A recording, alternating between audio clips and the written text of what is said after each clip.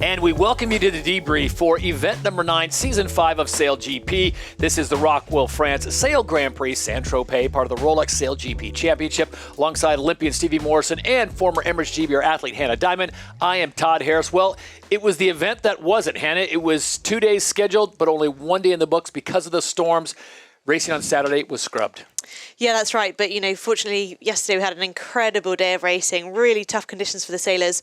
A mistral blowing through, which, this time of year can be really typical, but it didn't look easy out there. We've said so many times how hard these boats are to sail, and I think we saw kind of an example of that yesterday with boats coming off the foils, big, shifty conditions, but, some really close, great racing. Stevie, what was the level of frustration? Because I know you're on the social media and you're talking with a lot of sailors and the teams. Were they excited to race today, or was it kind of a whew, because it's such a quick turnaround next week in Geneva? I think everyone's excited to race. It's a fantastic place to sail down in Saint-Tropez. The forecast wind-wise is pretty good, but I guess safety is of paramount importance. And we've had an incident with lightning before, and it's not ideal. But a lot of lightning in the sky, something we can't control. So I think the right decision. And yeah, who's excited to sail? I'm sure Emirates GBR won't necessarily be totally disappointed. And I'm sure that France, Spain, North Star Canada, those kind of teams that didn't have day one that they would have wanted are going to be absolutely gutted. All right, so what does it all mean now? Emirates GBR officially gets the win. Yeah. Didn't really need the points as much as a team like you said, France and Canada did. Well, didn't need the points, but equally did in that battle to get to Abu Dhabi. Of course, we've got to remember, if you're in that three-boat final, it doesn't matter if you're on the top or if you're third. It's one shot to take it. And right now, frankly, I think it's turned into a four-horse race. I'm sure that there'll be plenty of people out there that point out that anything could happen, which it can. Plenty of people that say there's still a few events to go and plenty of points on the board. But for me, it's now New Zealand, Australia, Emirates GBR or Spain are going to be the top in that top three final, because for France, they've lost points and they can't afford to lose points. Hannah, you talked about the conditions on day number 1, how shifty it was. Explain to me how Dylan Fletcher and that squad did so well, so consistent, because their worst performance was a 6th place in race number 3, a 2nd, a 4th, a 6th, and a 1st place. So how did they crack the code? Yeah, sort of really impressive results in these conditions. We saw some teams really struggling in some races and then coming out and having good races, but that consistency across the board was kind of only unique to Emirates GBR yesterday. We saw in the start box, it was really easy to get caught out. There was often big bouts of pressure coming through, but then also some kind of areas where there was hardly any wind at all. And we saw definitely Canada be caught out by that, but also the wind was shifting so much that we've probably never seen so many teams be caught out by missing that top end of the line before. So I think that's been a huge part, just knowing your routines, not always winning the start, but definitely not having a real shocker.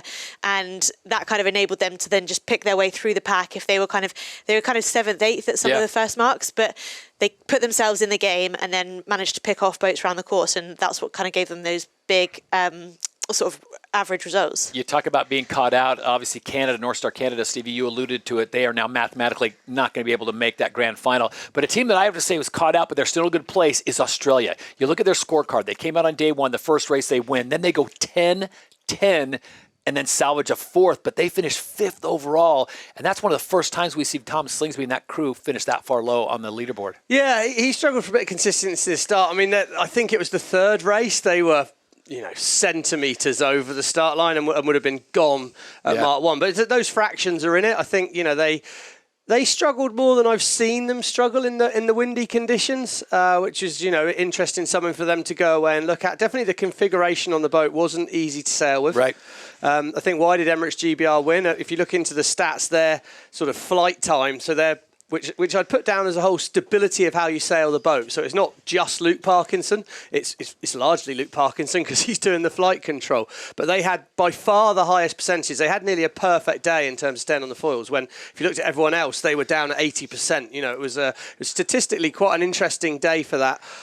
So I think it was a real technique day, and I believe that between Ian Jensen, Luke Parkinson, the big grinders at the front, Nick Hutton, Neil Hunter, they managed to drive that boat around the course really accurately. That was your 3-person Rockwell rockstar of the day, wasn't it? Yeah. Well, I just feel like the grinders don't necessarily... When it's like that, the grinders are working so hard, powering that wing. Every time the wing trimmer's effectively easing the wing out, he doesn't haul it back in. It's wound back in by those big grinders. And I think we underestimate, if you want to sail a boat like any high-performance boat, but especially an F50 fast, you've got to be quite dynamic with the wing sheet. So, yeah, I think a shout-out to the grinders on a day like yesterday. And no coincidence that, New Zealand have got a big powerhouse unit up there as well. The teams with that sort of horsepower at the front of the boat, do see themselves with good boat speed. Hannah, while we're giving shout-outs, let's give a shout-out to Red Bull Italy. They get their first win in a race in SailGP. You got to tip your cap to Ruggiero Tito, had a whole squad, and it starts with Jimmy Spithill and his ambitions to make this team one of the top teams in the fleet. Yeah, that's right. And we've been saying for a couple of events that they are making progress up the leaderboard. And while kind of that's maybe not showing in the overall scores at the moment, it's their first season, and we have seen them progress in how they're sailing the boat.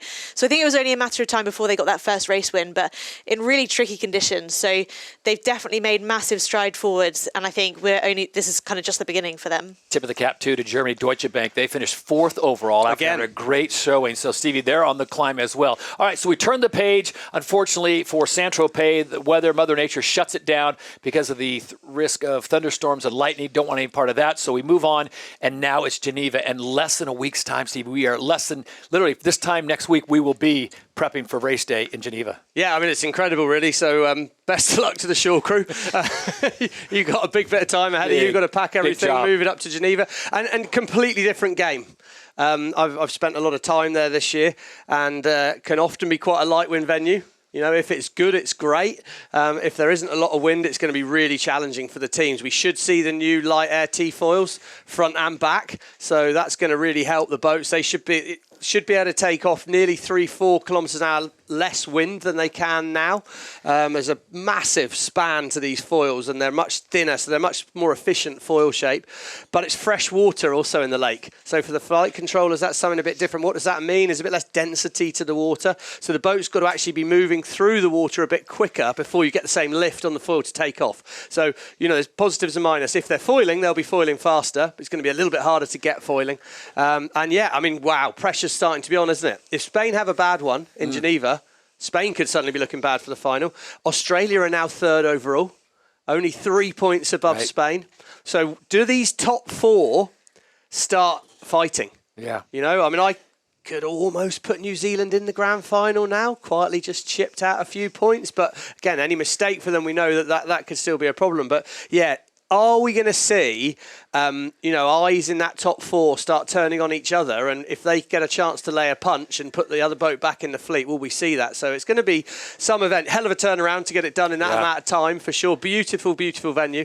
I hope we have slightly more favourable weather. So, Hannah, it's 4 teams really now battling out to Stevie's point, and Geneva is a pivotal one with possibly lighter wind. Who do you like as you look at those teams? Bonds Flying Roos, Black Foils, Emirates GBR, and, of course, Los Gallos, Spain. I think it's a tough one because actually probably none of those teams would say that their preferred conditions are the lighter winds. So I wonder whether we'll see any of those teams kind of looking more towards Abu Dhabi as well, because generally the season has been quite windy. And so we've seen those teams kind of excel in those conditions. But actually, everyone wants to win the grand final. That's what it's all about. So will they have in the back of their mind, okay, Geneva's maybe the first step in getting back into our light wind routines, having the racing happen a little bit slower, but really having to execute some of those manoeuvres. And when we look back to when Spain were racing at their best, their manoeuvres were streaks ahead of everybody else's. But I think it's going to be really tricky for them to reset in just a week to a completely different venue. Like you say, the fresh water makes a big, big difference. And so how does the boat handle in those conditions? We haven't really seen that maybe even ever before. Nothing like a venue like Geneva. But also no one's used these foils. It's true, yeah. So we're in a straightforward learning race between now and Abu Dhabi. Well, yes, but I think for those 4 teams, you'll be saying it's going to be one of 3 of us that are going to be in that grand final. And no one right now has used, for more than a few minutes in training, the big rudders and the big main foils, right? They go on next weekend. So they have got 5 days of sailing, couple in Switzerland, couple in Cadiz, and 1 in Abu Dhabi before the grand final to learn how to use these foils. And I think what we saw early season when we got to Auckland was it was those top teams that tended to have the bandwidth, so the headspace around the racing and the other skills on the boat, to be able to really sort of think and learn in and around those foils. So I'd expect the top teams to be at the top. still, even though it is a challenging venue. But yeah, it's really interesting because it is going to be the team that learns fastest between Geneva and that grand final in Abu Dhabi that wins the money. All right, well, that will put a wrap, unfortunately, a day early on the Rockwell France Sail Grand Prix, Saint-Tropez. Weather shutting down Super Saturday, and we give our congratulations to Emirates GBR for the official win. They take the 10 points, and now it is on to Geneva, a first-time visit for SailGP. So on behalf of Stevie Morrison, Hannah Diamond, I'm Todd Harris. We'll see you next weekend from Geneva.